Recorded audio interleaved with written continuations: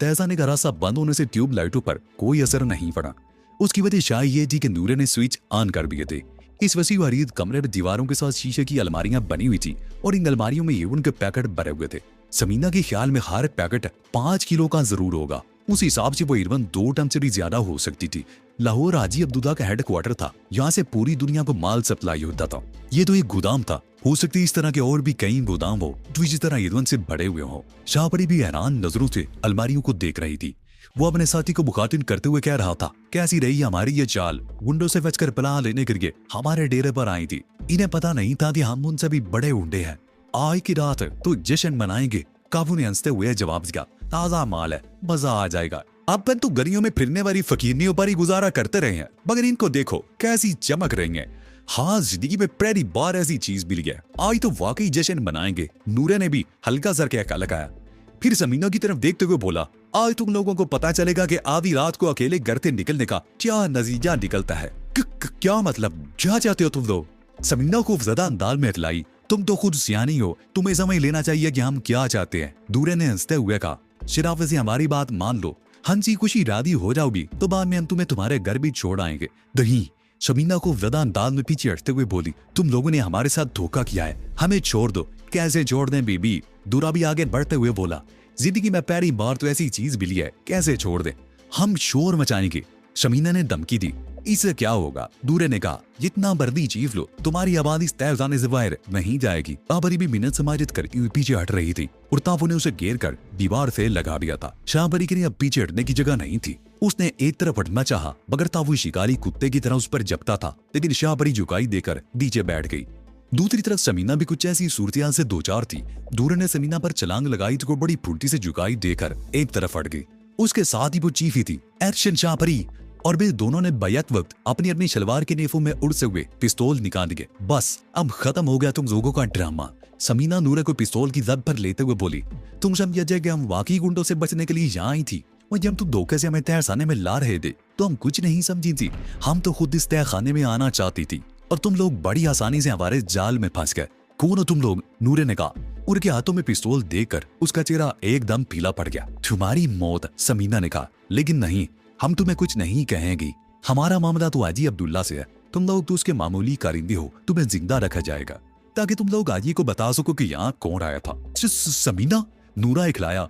उसका चेहरा खौफ से स्याह पड़ गया। पहचान लिया? समीना मुस्कुराई। पहले भी देखा था मुझे। नहीं, दूरा बोला। हाजी की इकबाल टोन वाली कोठी को भी तुमने ही आग लगाई थी।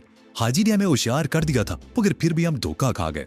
अगर तुम्हें अपने फर्ज का एहसास होता और दिल में हवस ना होती तो हम अपने मकसद में कामयाब नहीं हो सकती थी, समीना ने कहा।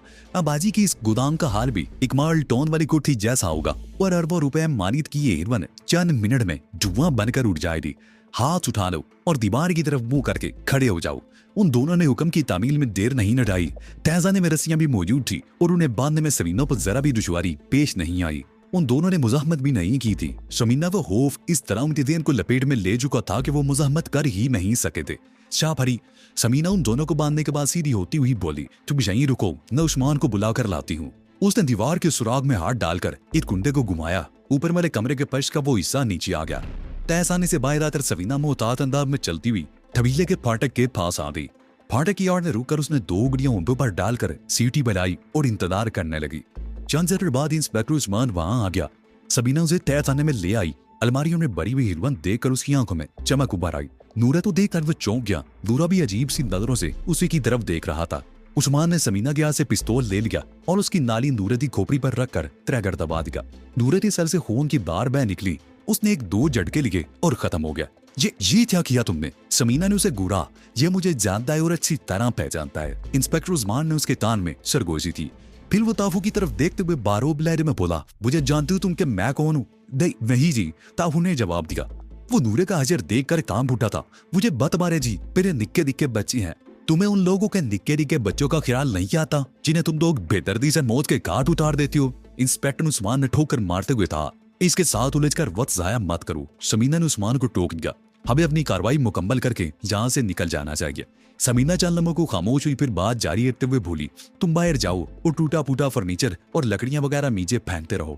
हम नीचे का काम संभाल लेंगे। इंस्पेक्टर उस्मान ऊपर चला गया और कोठरी के सामने बार में से लकड़ियां उठा उठाकर नीचे फेंकने लगा।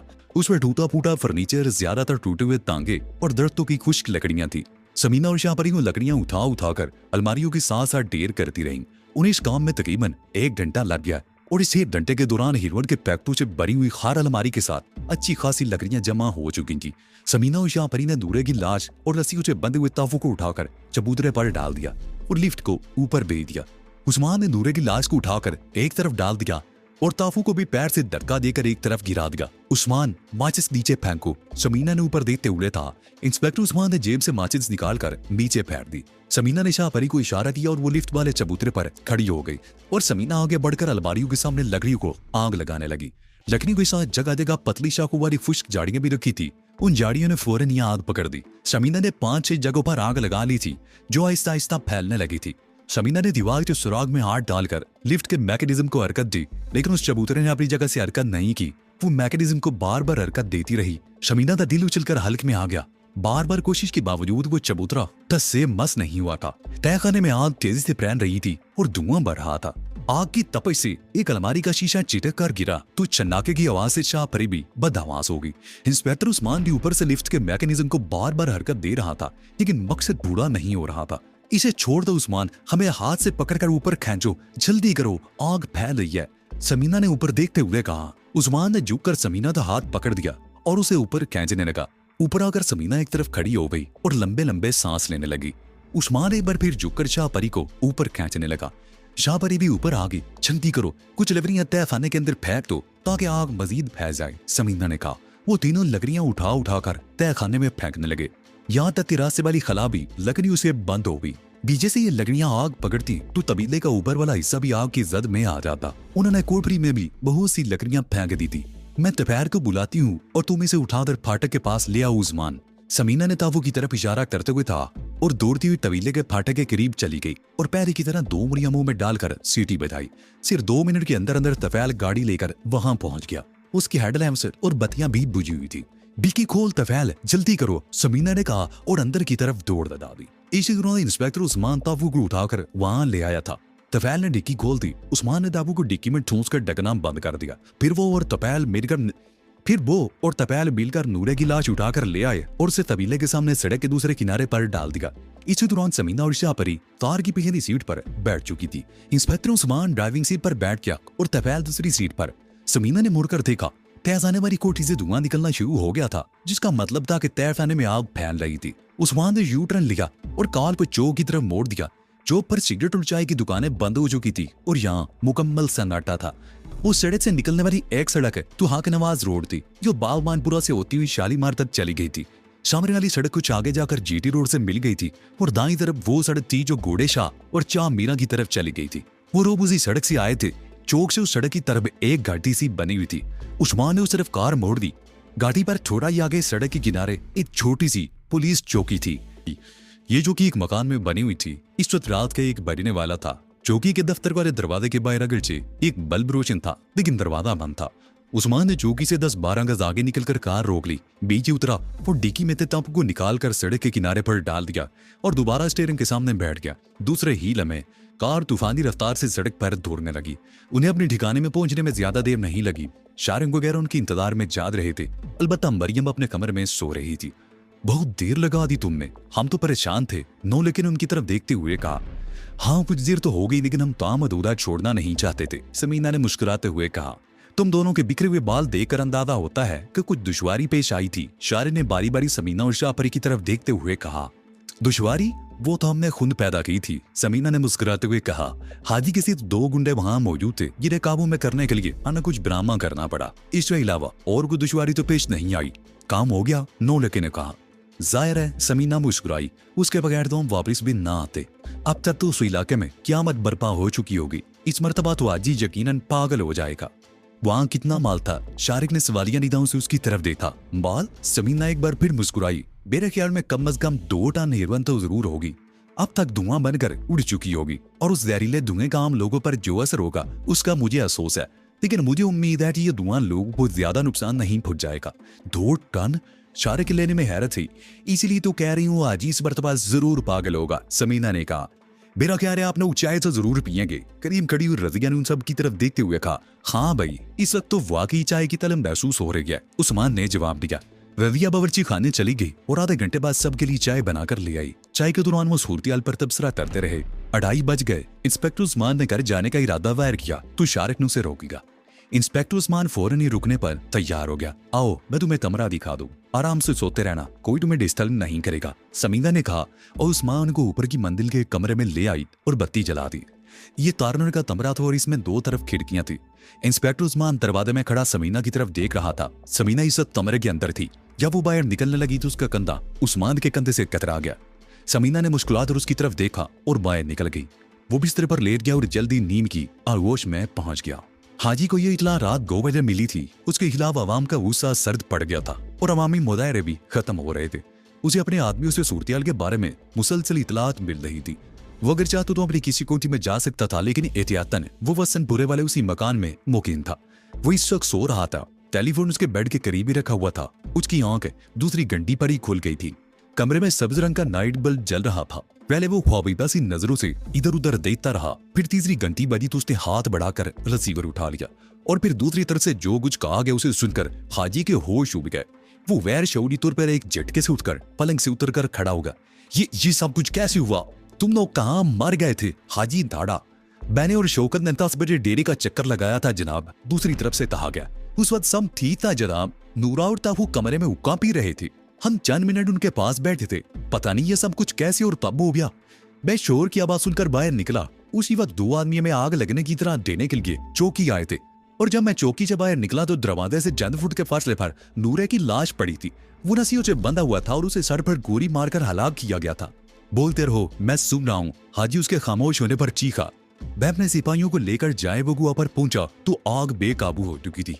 आग इस वक्त भी काबू से बाहर है। आसमान धुएं से ढका हुआ है। फायर ब्रिगेड का अभी दूर दूर तक पता नहीं है। इंस्पेक्टर साहब भी पहुंच चुके हैं और आपके लिए एक इतला और ये है कि सिंहपुरा मोड़ की तरफ जाने वाली सड़क पर काबू भी रस्सियों से बंधा हुआ मिला है। वो जिंदा है? हाजी ने पूछा। जी जनाब, दूसरी तरफ से कहा गया। उसने बड़ी अजीब बात बताई है जनाब। ताफू का बयान है कि 2 जवान और खूबसूरत लड़कियां गुंडों से बचने के लिए उनके डेरे पर घुस आई थी। ताफू और नूरे ने उन्हें गुंडों से बचाने के लिए डेरे में पनाह दी थी, लेकिन उन लड़कियों ने पिस्तौल निकाल लिए और उन्हें तहखाने का रास्ता खोलने पर मजबूर कर दिया। उनमें एक लड़की ने अपना नाम समीना बताया था।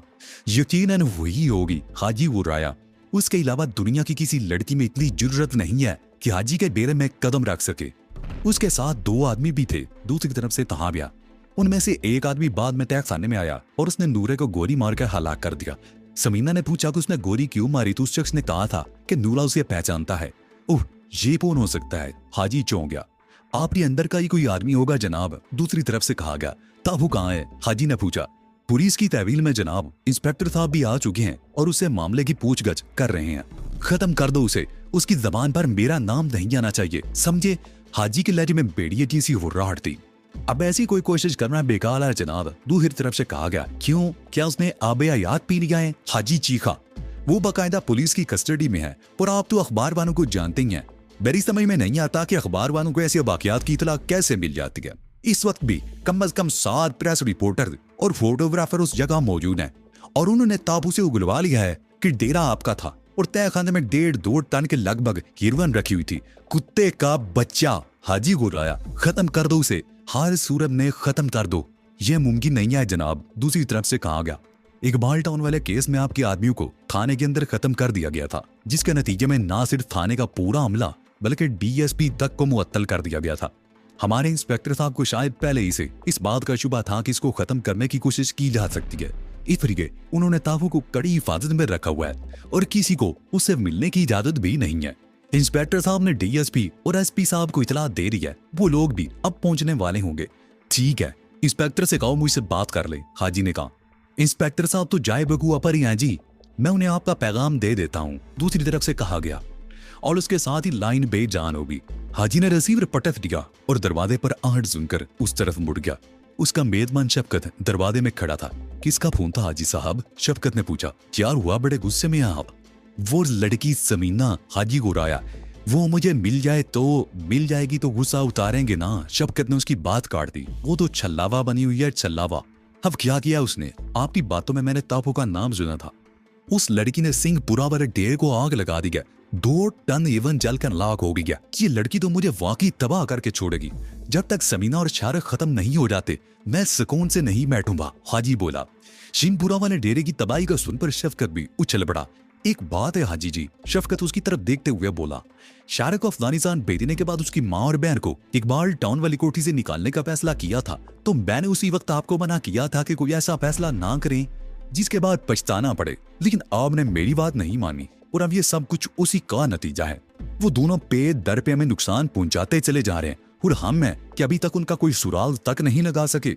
और मुझे क्या मालूम था कि वो हरामजादे बम्बों और गोरियों की बारिश से बचकर निकल आएंगे, हाजी घुराया। अगर वो दोनों समझते हैं कि मैं उनके सामने सर झुका दूंगा तो ये उनकी भूल है। मैं आखिरी दम तक लड़ूंगा, चाहे मेरी सारी दौलत खत्म हो जाए। उन्हें तलाश करूंगा और अपने हाथों से उन्हें मौत के घाट उतारूंगा। तुमने कहा था कि वो गुलबर्ग की किसी कोठी में छुपे हुए हैं, उस कोठी का पता चला कि नहीं? अभी तक तो कोई पता नहीं चला, शफकत ने जवाब दिया। मैंने कई आदमियों और 10-12 औरतों को भी उस काम पर लगा रखा है। उम्मीद है कि 1-2 दिन में कोई सुराग मिल जाएगा। अगले हफ्ते मॉन्ट्रियल से पार्टी आने वाली है। वो लोग माल लेने के लिए आ रहे हैं। जहाज एक हफ्ता पहले ही कराची पहुंच गया था, जो बर्थ के इंतजार में गहरे समंदर में खड़ा है। लेकिन सवाल ये पैदा होता है कि उन्हें माल कहां से दिया जाएगा, हाजी ने कहा। वो चलने में खामोश रहा, फिर बोला, पीतरेती पार्टी का माल पहले इंडिया से जाता था। हमने बड़ी मुश्किल से उन्हें तोड़ा था और रेट भी इंडिया के मुकाबले में ज्यादा थे। ये उनसे हमारी पहली डील होने वाली है। वो लोग हमें $10 लाख एडवांस भी दे चुके हैं और फिर डील मुकम्मल ना हो सकी तो बैनुल-अक़वामी तौर पर हमारी साख खत्म और बर्बाद हो जाएंगे हम। इसकी तो आप फिक्र ही ना करें जी, शफकत ने जवाब दिया। कुछ माल बंद रोड वाले मकान पर मौजूद है। मैं सुबह ही अजब गुम को पेशावर फोन कर देता हूँ, वो फौरी तौर पर कुछ बंदोबस्त कर देगा। लेकिन सबसे पहले हमें शारक और समीना का बंदोबस्त करना पड़ेगा। अपने सारे आदमी की तलाश पर लगा दो, हाजी ने कहा, और बंद रोड वाले अड्डे पर पैरा लगा दो। अगर वहां कोई ऐसी बात हुई तो मैं किसी को जिंदा नहीं छोड़ूंगा। और हाँ, वो चंद लम्हों को खामोश हुआ, फिर बोला, मेरे सिंहपुरा वाले आदमी ने इतला दी थी कि ताबू के बयान के मुताबिक शमीना के साथ जो आदमी था उसमें नूरे को महज इसलिए गोली मारकर हलाक किया था कि नूरा उसे जानता था। मुखबर ने भी इस शुबे का इजहार किया है कि वो हमारे अंदर ही का कोई आदमी हो सकता है, क्योंकि इसी वजह से शारक से मिल गया है। मालूम करो वो कौन है। उस गद्दार का पता चल जाए तो शारक और समीना तक पहुंचना मुश्किल नहीं होगा। कल इस पर काम शुरू कर देता हूँ, शफकत ने जवाब दिया। हाजी कुछ कहना चाहता था कि फोन की घंटी बज उठी। उसने लपक कर रिसीवर उठा दिया। उसका ख्याल था कि इंस्पेक्टर होगा, लेकिन ये उसका एक अपना ही आदमी था जो उसे डेरे में आतिश जरीदी थी इतला दे रहा था। मुझे पता चल गया है, हाजी ने मुख्तसर सा जवाब दिया और फोन बंद कर दिया। फिर वो शफकत की तरफ देखते हुए बोला, चाय बनवा कर लाओ, मेरा तो दिमाग भी दुखने लगा है। शफकत कमरे से निकल गया और हाजी एक कुर्सी पर बैठ गया। उसने सर को दोनों हाथों में थाम रखा था। उसके सर में धमाके हो रहे थे और खून खोल रहा था। उसकी समझ में नहीं आ रहा था कि शारिक और समीना कहाँ छुपे हुए हैं। लाहौर शहर में रहते हुए वो लापता, और मजे की बात तो ये है कि वो दंदनाते फिर रहे हैं और उसके आदमी या पुलिस उनका सुराग नहीं लगा रही। 1 महीने के अंदर अंदर ये चौथा वाकया था।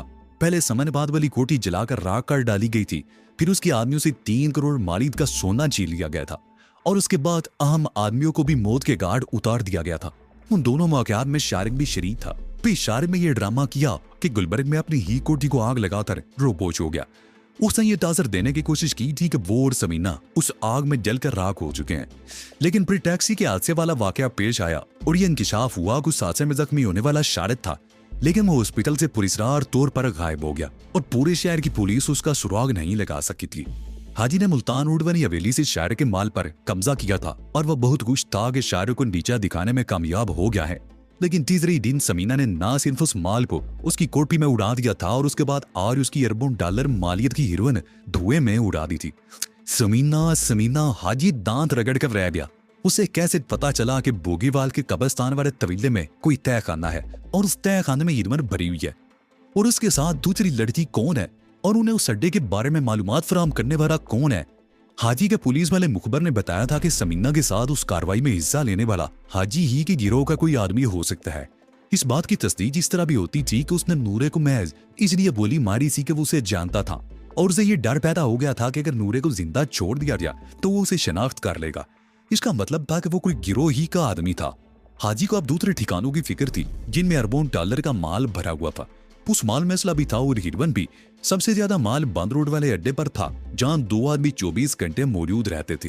और हाजी ने शख्स को हदायत कर दी थी कि उस अड्डे की हिफाजत करके मजीद आर्मी भेज दिए जाएं और जो कोई अड्डे में दाखिल होने की कोशिश करे उसे गोली से उड़ा दिया जाए।